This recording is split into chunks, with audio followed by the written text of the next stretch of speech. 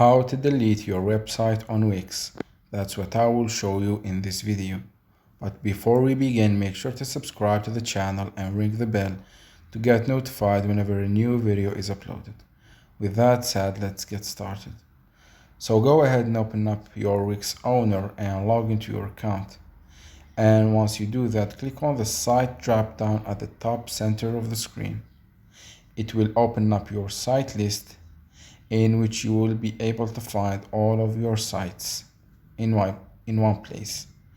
Once you're here, click on the three dots at the top right of the screen, and from the pop-up window at the bottom, click on Edit Site List. As you can see here, you will have your sites, and you will find a search bar and a trash icon. In order for you to delete one of your sites, you simply click on the three dots next to it, say for example like this, and from the pop-up menu at the bottom, click on Move to Trash.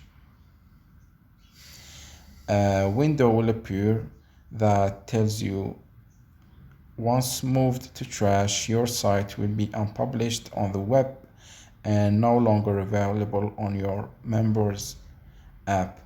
So if you're okay with that, click on Move to Trash. But we still didn't delete the website entirely yet, so click on Trash once the website has been moved there, and again click on the three dots next to it, and from the pop-up window at the bottom, click on Delete, and a window will appear that asks you, are you sure you want to delete the website? Once deleted, you'll lose your entire site and members app history and won't be able to restore or edit it again. So this will delete your website for good. Click on Yes, Delete next to it, and your website has been deleted for good. So that was it for this video. That's how you can delete a Wix website. If you have any questions, please leave them in the comment section down below. With that said, see you in the next video.